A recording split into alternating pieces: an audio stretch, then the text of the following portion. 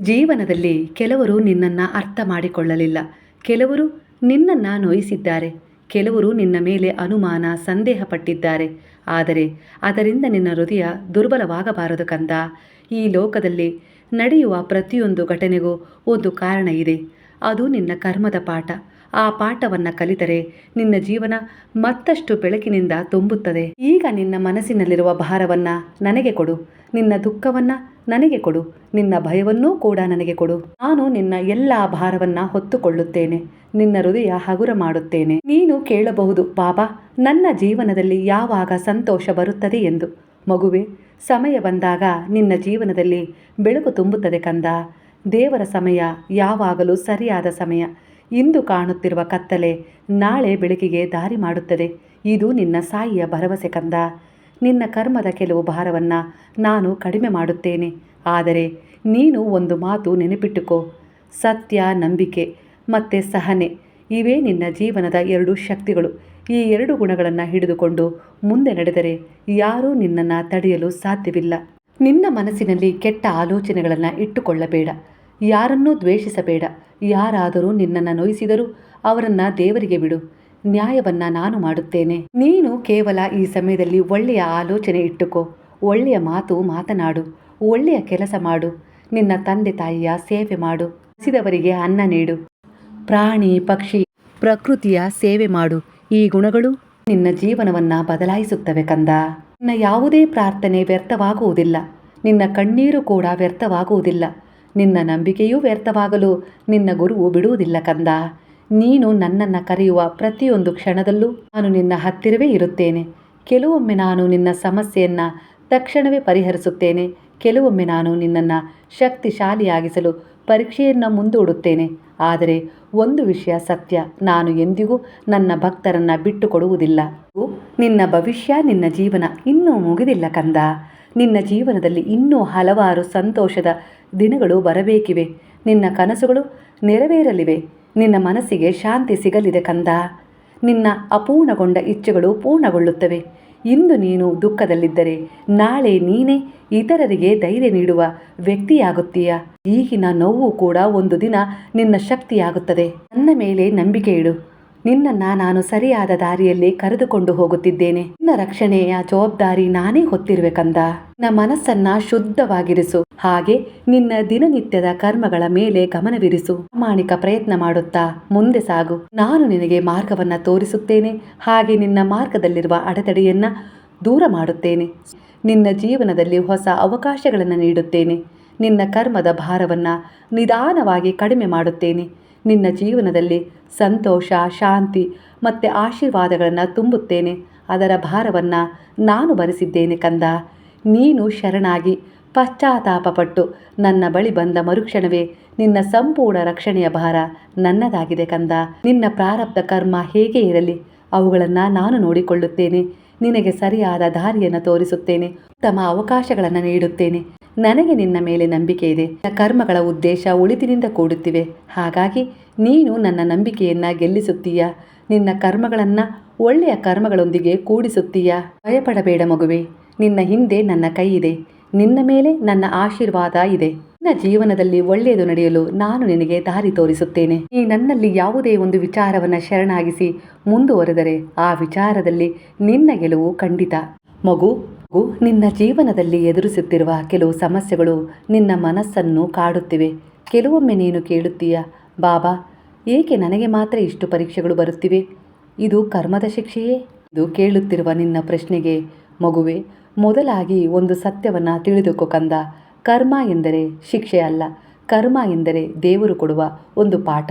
ಅದು ನಿನ್ನ ಆತ್ಮವನ್ನು ಶುದ್ಧಗೊಳಿಸುವ ಒಂದು ಮಾರ್ಗವಾಗಿರುತ್ತದೆ ಮಗು. ಮಣ್ಣನ್ನು ಬೆಂಕಿಯಲ್ಲಿ ಬೇಯಿಸಿದಾಗ ಮಾತ್ರ ಅದು ಗಟ್ಟಿ ಪಾತ್ರೆಯಾಗುತ್ತದೆ. ಅದೇ ರೀತಿ ಮನುಷ್ಯನ ಆತ್ಮವೂ ಕೂಡ ಕೆಲವು ಅನುಭವಗಳ ಮೂಲಕ ಶಕ್ತಿಯುತವಾಗುತ್ತದೆ. ಆದ್ದರಿಂದ ಜೀವನದಲ್ಲಿ ಬರುವ ಕಷ್ಟಗಳನ್ನು ಶಿಕ್ಷೆ ಎಂದು ನೋಡಬೇಡ. ಅವು ನಿನ್ನ ಬೆಳವಣಿಗೆಯ ದಾರಿಯಾಗಿವೆ. ಮಗುವೆ, ನಿನ್ನ ಜೀವನದಲ್ಲಿ ಕೆಲವರು ಶತ್ರುಗಳಂತೆ ಕಾಣಬಹುದು. ಕೆಲವರು ನಿನ್ನ ಮೇಲೆ ಹಗೆ ತೋರಿಸುತ್ತಿರಬಹುದು. ಕೆಲವರು ನಿನ್ನ ಪ್ರಗತಿಯನ್ನು ನೋಡಿ ಅಸೂಯೆ ಪಡುತ್ತಿರಬಹುದು. ಕೆಲವರು ನಿನ್ನ ಮನಸ್ಸಿಗೆ ನೋವು ಕೊಡಬಹುದು. ಆದರೆ ಇದಕ್ಕೂ ಒಂದು ಕಾರಣವಿದೆ ಕಂದ. ಈ ಜಗತ್ತಿನಲ್ಲಿ ಕೆಲವು ಸಂಬಂಧಗಳು ಹಿಂದಿನ ಜನ್ಮದ ಕರ್ಮದ ಸಂಬಂಧಗಳಿಂದಲೇ ಭೇಟಿಯಾಗುತ್ತವೆ.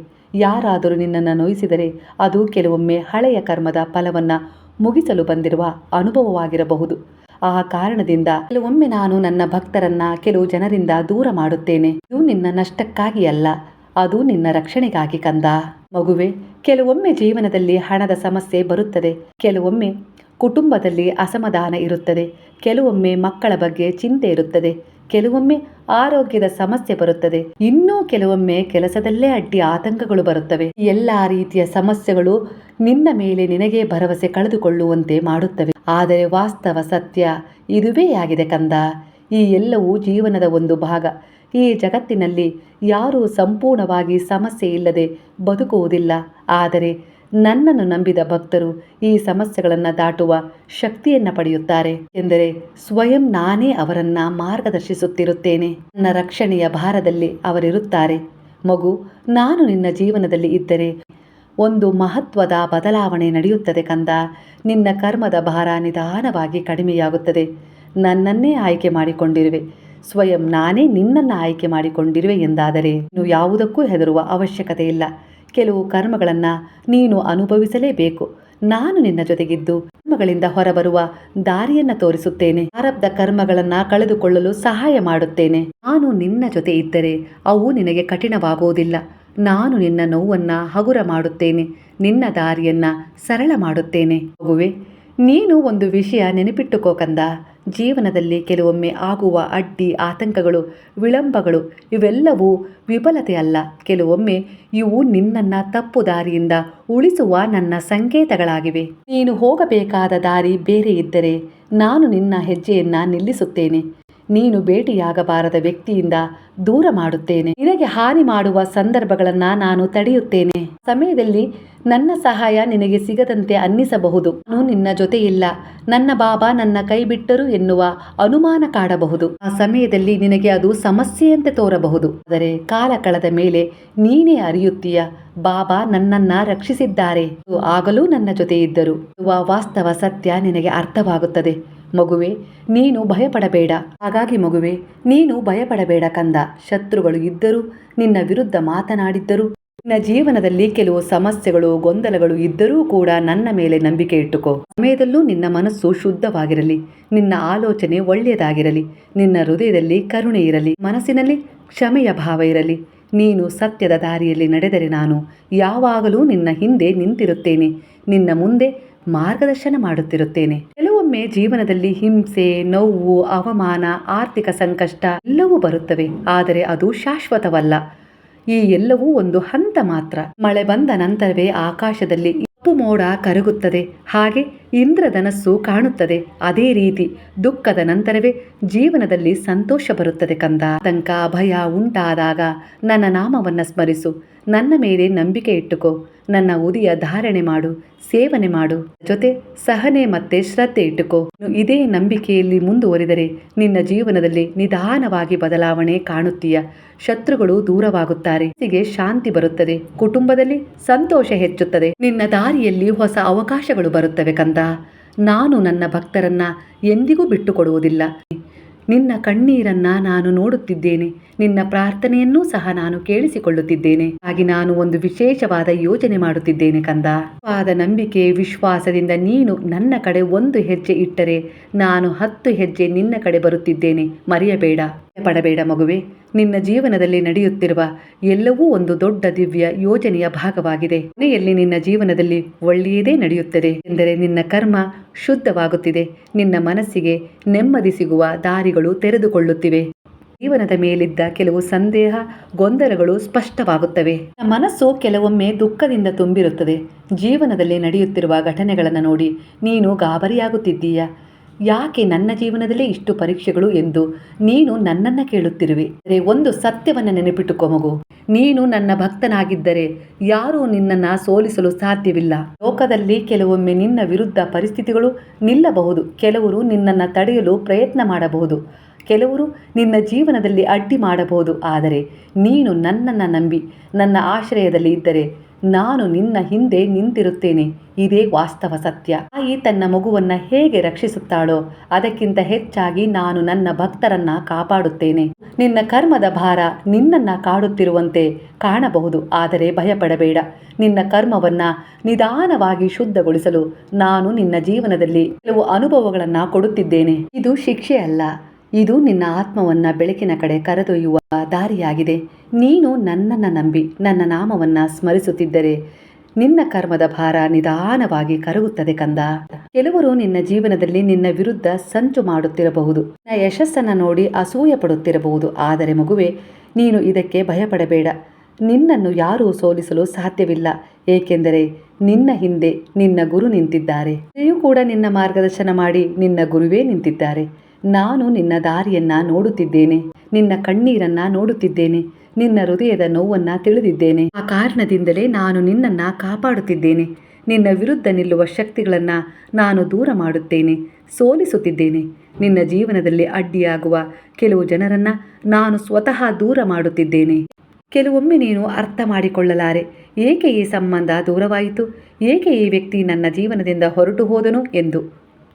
ಅದು ನಿನ್ನ ನಷ್ಟಕ್ಕಾಗಿ ಅಲ್ಲ, ಅದು ನಿನ್ನ ರಕ್ಷಣೆಗಾಗಿ ನಾನು ಮಾಡಿದ ವ್ಯವಸ್ಥೆ. ನೀನು ಸತ್ಯದ ದಾರಿಯಲ್ಲಿ ಇದ್ದರೆ ನಾನು ನಿನ್ನ ಪರ ನಿಲ್ಲುತ್ತೇನೆ. ಅಗತ್ಯವಾದರೆ ದೇವರ ಮುಂದೆ ನಿಂತು ಕೂಡ ನನ್ನ ಭಕ್ತನ ನ್ಯಾಯಕ್ಕಾಗಿ ನಾನು ಮಾತನಾಡುತ್ತೇನೆ. ನನ್ನ ಭಕ್ತನಿಗೆ ಅನ್ಯಾಯವಾಗುವುದನ್ನ ನಾನು ಸಹಿಸುವುದಿಲ್ಲ. ನಿನ್ನ ಜೀವನದಲ್ಲಿ ಯಾವ ಸಮಸ್ಯೆ ಇದ್ದರೂ ನನ್ನ ಮುಂದೆ ಹೇಳು. ನಿನ್ನ ಹೃದಯವನ್ನ ನನ್ನ ಮುಂದೆ ತೆರೆದು ಬಿಡು. ನಿನ್ನ ಭಯ, ದುಃಖ, ಗೊಂದಲ ಎಲ್ಲವನ್ನ ನನಗೆ ಕೊಡು. ನಾನು ನಿನ್ನನ್ನ ಒಂಟಿಯಾಗಿ ಎಂದೂ ಬಿಡುವುದಿಲ್ಲ. ನಾನು ನಿನ್ನ ಜೊತೆ ನಡೆಯುತ್ತೇನೆ. ನಾನು ನಿನಗೆ ಮಾರ್ಗದರ್ಶನ ಮಾಡುತ್ತೇನೆ. ನೀನು ತಪ್ಪು ದಾರಿಗೆ ಹೋಗುವಾಗ ನಿನ್ನನ್ನು ತಡೆದು ಸರಿ ದಾರಿಗೆ ತರುತ್ತೇನೆ. ಜೀವನದಲ್ಲಿ ಕೆಲವೊಮ್ಮೆ ಕತ್ತಲೆ ಕಾಣಬಹುದು, ಆದರೆ ನೆನಪಿಟ್ಟುಕೋ, ಕತ್ತಲೆಯ ನಂತರವೇ ಬೆಳಕು ಬರುತ್ತದೆ. ಇಂದು ಕಾಣುತ್ತಿರುವ ಸಂಕಷ್ಟ ನಾಳೆ ನಿನ್ನ ಜಯದ ಕಥೆಯಾಗುತ್ತದೆ. ನನ್ನ ಮೇಲೆ ನಂಬಿಕೆ ಇಟ್ಟುಕೋ. ನಿನ್ನ ಮನಸ್ಸನ್ನ ಶುದ್ಧವಾಗಿರಿಸು. ಯಾರಿಗೂ ಕೆಡಕನ್ನ ಯೋಚಿಸಬೇಡ ಕಂದ. ಹೀಗೆ ಇದ್ದರೆ ನನ್ನ ಆಶೀರ್ವಾದ ಯಾವಾಗಲೂ ನಿರಂತರವಾಗಿಯೂ ನಿನ್ನ ಮೇಲೆ ಇರುತ್ತದೆ. ನಿನ್ನ ಜೀವನದಲ್ಲಿ ನಿಧಾನವಾಗಿ ಬದಲಾವಣೆ ಕಾಣುತ್ತೀಯ. ಅಡ್ಡಿಗಳು ದೂರವಾಗುತ್ತವೆ, ಶತ್ರುಗಳು ಶಕ್ತಿಹೀನರಾಗುತ್ತಾರೆ, ಮನಸ್ಸಿಗೆ ಶಾಂತಿ ಬರುತ್ತದೆ ಕಂದ. ನಿನ್ನ ಜೀವನದಲ್ಲಿ ನಾನು ಒಂದು ಹೊಸ ದಾರಿಯನ್ನ ತೆರೆದಿದ್ದೇನೆ. ನಿನ್ನ ಭವಿಷ್ಯವನ್ನ ನಾನು ಬೆಳಕಿನಿಂದ ತುಂಬಿಸುತ್ತಿದ್ದೇನೆ. ನಿನ್ನ ಸಾಯಿಯ ಮೇಲೆ ನಂಬಿಕೆ ಇದ್ದರೆ ನಿನ್ನ ಸಂಪೂರ್ಣ ಭಾರವನ್ನ ನನ್ನ ಪಾದಗಳಲ್ಲಿಟ್ಟು ಶರಣಾಗಿ ನಿಶ್ಚಿಂತನಾಗಿ ನಿನ್ನ ಕಾರ್ಯವನ್ನ ನೀನು ಮುಂದುವರಿಸು. ಖಂಡಿತ ಪ್ರಗತಿಯತ್ತ ನಿನ್ನ ಜೀವನ, ನಿನ್ನ ಭವಿಷ್ಯ ಸುಂದರವಾಗಿ ರೂಪುಗೊಳ್ಳುತ್ತಾ ಹೋಗುತ್ತದೆ. ಇದು ನನ್ನ ವಚನವಾಗಿದೆ. ಈಗ ಹೇಳು, ಹರೇ ರಾಮ ರಾಮ ರಾಮ ಹರೇ ಹರೇ, ಹರೇ ಕೃಷ್ಣ ಕೃಷ್ಣ ಕೃಷ್ಣ ಹರೇ ಹರೇ, ಹರೇ ಸಾಯಿ ಸಾಯಿ ಹರೇ ಹರೇ, ಹರೇ ಬಾಬಾ ಬಾಬಾ ಬಾಬಾ ಹರೇ ಹರೇ, ಹರೇ ದತ್ತ ದತ್ತ ಹರೇ ಹರೇ.